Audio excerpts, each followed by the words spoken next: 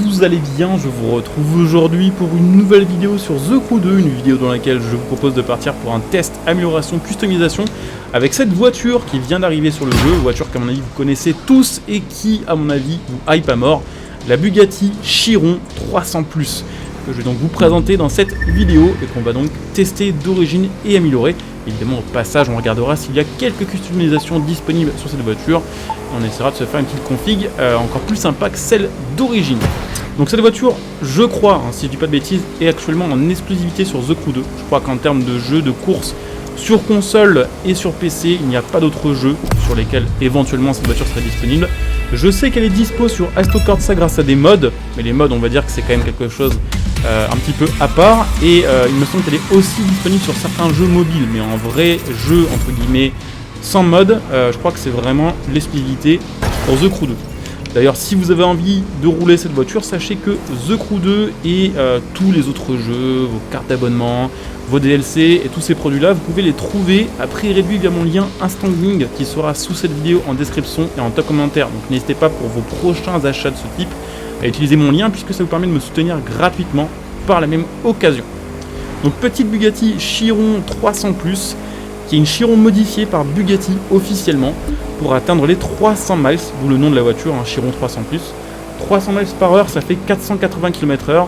Et effectivement, ce record, ce palier a été atteint et battu avec cette voiture en vrai. Donc on a 1600 chevaux, on a toujours le gros W16 quadri-turbo.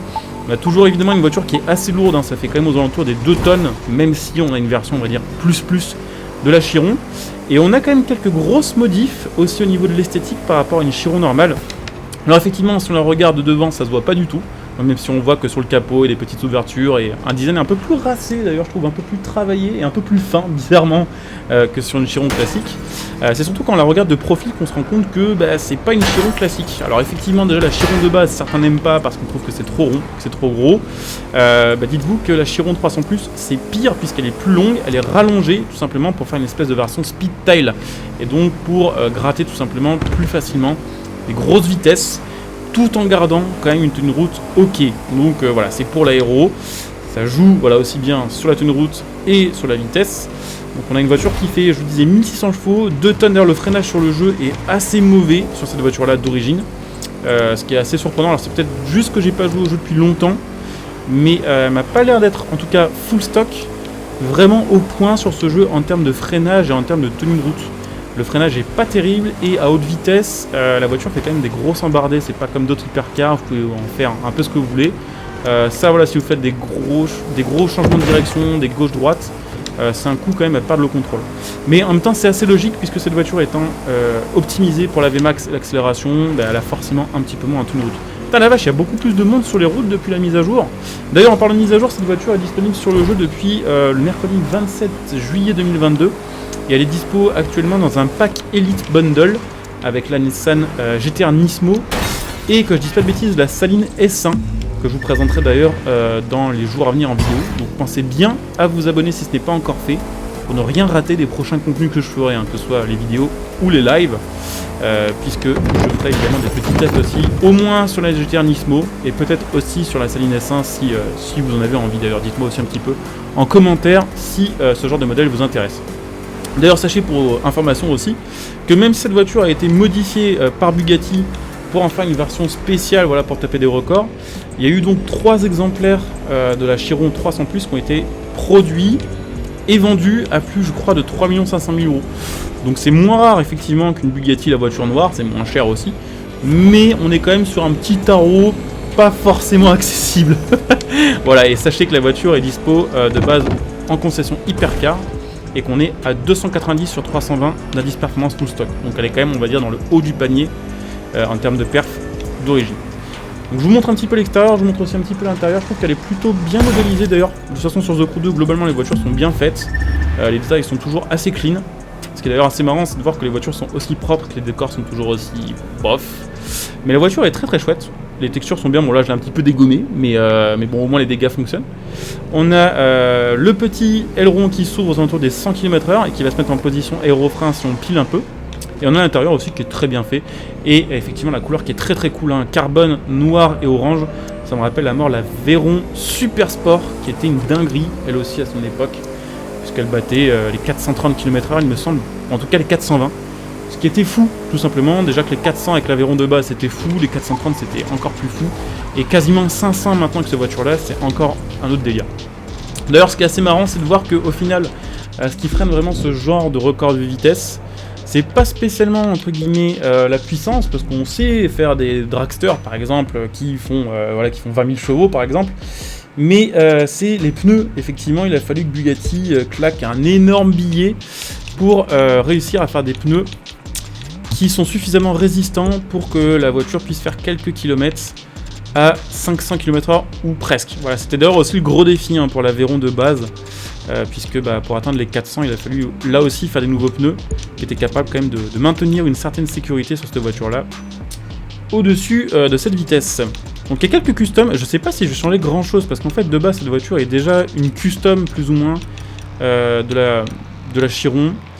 Donc je me dis, est-ce qu'une custom de custom, ça va vraiment être stylé? On va voir. On va peut-être se faire un petit truc. Ça va dépendre des pièces disponibles. Il y a des trucs que j'aime pas trop, mais je ferai quand même un petit peu le tour du truc.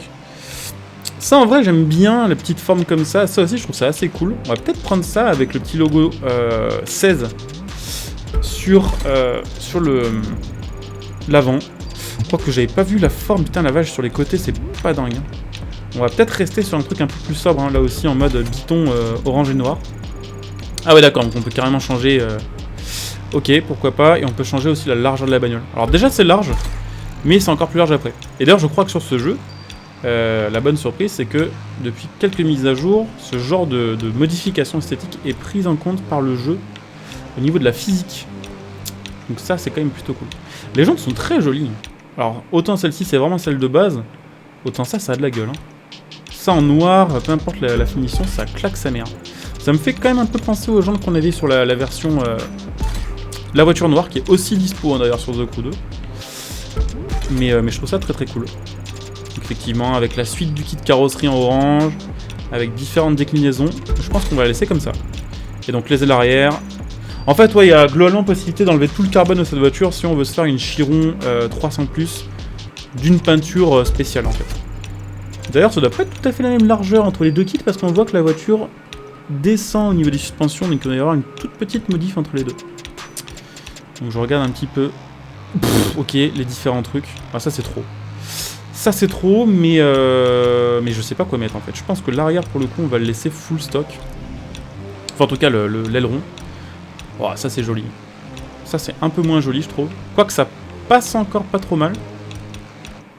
Mais ne serait-ce que de changer la couleur du logo et changer la couleur des échappements, ça lui fait une gueule assez ouf je trouve. Voyons voir ce que ça donne. Honnêtement, j'aime bien. Il y a quand même un truc que je modifiais, c'est le pare-choc avant au final. Je trouve que full stock, ça avait plus de gueule.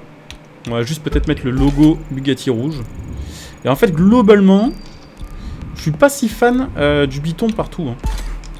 Je regarde un petit peu. L'arrière, je trouve qu'il est chouette. Le profil est chouette. La largeur améliorée est cool. Le capot est cool. Les jantes sont cool. Donc on va mettre ça comme ça.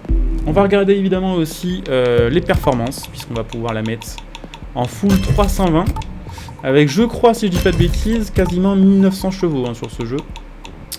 Ce qui est quand même très très chouette. Je sais pas quel setup je vais mettre, parce qu'en fait, des setups nitro, j'en ai tellement, qu'à force, je sais plus trop quel mettre, en fait, tout simplement.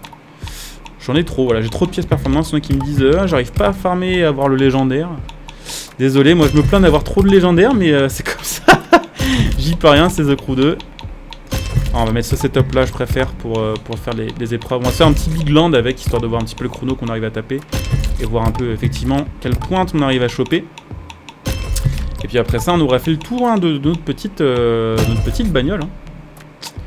On va se mettre ça, effectivement, 1900 chevaux, 492. Alors la vitesse et la puissance, c'est insane. Je pense que ça fait partie des plus fous qu'on ait sur The Crew 2. Le 0 à 100 est pas si ouf. Le 400 DA par contre est fameux. Et les jets latéraux sont pas dingues. Donc à mon avis, effectivement, ça va être une fusée ligne droite, mais ça va être probablement une petite merguez en virage, ça. On va voir. De toute façon, en hypercar, ce qui est bien, façon de voir les choses, mais je vois ça plutôt positivement sur ce genre de voiture, c'est que c'est des épreuves de vitesse en fait, c'est des épreuves vraiment en mode ligne droite, en mode faut foncer tout le temps. Donc pour le coup, avoir une caisse qui est adaptée ligne droite pour des circuits en mode ligne droite, bon, ça me va. C'est pas aussi con que le drag, mais c'est presque aussi con. Donc c'est parti pour le petit test. Avec cette petite voiture là, on va voir un petit peu ce que ça va donner. Et puis voilà, encore une fois, on verra le chrono final. Je vous avoue que ça fait un petit moment que j'ai pas trop joué à The Crew 2. Parce que voilà, je jouais à Forza Horizon 5, parce que là je suis aussi pas mal hypé par des jeux comme CarX, que je joue à Gran Turismo 7, que je suis intéressé aussi par le prochain Need for Speed, et par plein de jeux en fait auxquels je jouais pas forcément avant sur ma chaîne YouTube, et qui effectivement petit à petit remplacent des jeux comme The Crew qui sont sortis quand même depuis assez longtemps. D'ailleurs j'espère, j'en avais parlé il y a quelques temps, plusieurs fois en live et en vidéo, on en discutait, mais Ubisoft qui est actuellement l'éditeur, producteur on va dire ça comme ça de The Crew 2 a récemment annulé la sortie de 4 jeux. Donc 2 dont on connaît les noms, c'est le Splinter Cell VR et le Ghost Recon Frontline. Mais il y a 2 jeux, putain la vache l'accélération qu'elle a celle-ci, 535, elle est OP, elle est sur OP. Mais je disais oui, ils ont aussi annulé 2 jeux dont on n'avait pas encore eu le reveal. Et j'espère que parmi ces 2 jeux ne faisait pas bien partie The Crew 3, pardon, excusez-moi. Puisque The Crew 3 pour l'instant n'a pas été annoncé. Il y a des rumeurs depuis plusieurs années comme quoi ils préparaient quelque chose d'assez fat pour The Crew. J'espère effectivement que The Crew va continuer, qu'on aura une suite, voilà, peut-être dans le même pays, peut-être pas, peut-être avec un autre thème.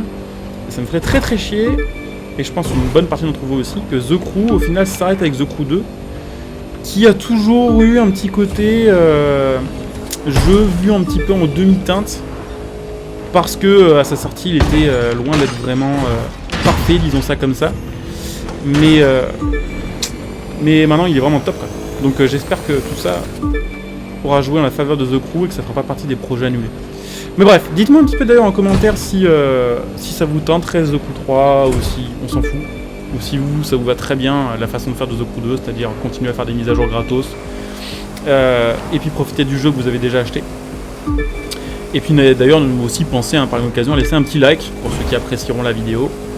Puisqu'effectivement, plus de likes, plus de retours sur ce genre de vidéos sur des jeux qui sont sortis un petit peu anciennement, plus c'est motivant aussi pour moi de proposer des contenus sur des jeux qui sont pourtant plus de dernière fraîcheur. Et on va faire un chrono assez décent, alors pourtant je me serais planté, il y a un virage qu'on n'a vraiment pas bien négocié.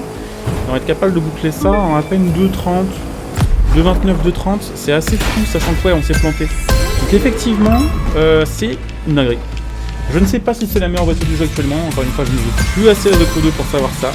Mais plus de 530 avec la nitro, et encore on n'était pas forcément opti à ce niveau-là. Très grosse accélération. Pas un énorme appui, ça par contre c'est chiant à haute vitesse, c'est vrai qu'elle tourne pas super bien. Mais au final avec les améliorations, un freinage correct. Donc pas de gros défauts, voilà, et effectivement il faut éviter de faire des courses de touring avec, mais c'est quand même assez rare que ce soit proposé. Donc voilà, j'espère que la vidéo vous aura plu. N'hésitez pas, comme je disais tout à l'heure, si c'est le cas, à liker, à commenter. Pensez à venir me follow sur Twitch, pour ceux qui souhaitent me voir en live. La chaîne Twitch est en description, il y a un top commentaire, donc n'hésitez pas à venir follow, n'hésitez pas à utiliser votre Twitch Prime. Pensez aussi que s'il y en a qui veulent se refaire des configs, s'acheter des écrans, des casques, ce genre de trucs, vous pouvez trouver tout ça à prix réduit via mon lien metal.net qui sera sous cette vidéo, ce qui vous permet de me soutenir par la même occasion. Et puis vous pouvez devenir aussi, si ça vous intéresse, un membre de soutien de la chaîne via le bouton rejoindre cette vidéo, ce qui vous permet là aussi de me soutenir et de profiter de plein de petits bonus, comme pour ceux évidemment qui utiliseront leur Twitch Prime de Amazon Prime sur ma chaîne Twitch. Donc je vais couper ici, je vous dis à très bientôt. Bonjour à tous, on va quand même se faire une petite dernière pointe pour la route. Est-ce qu'on va atteindre peut-être les 540? Non, on aura 556. Allez, je coupe ici, je vous dis à très bientôt. Bon jeu, ciao.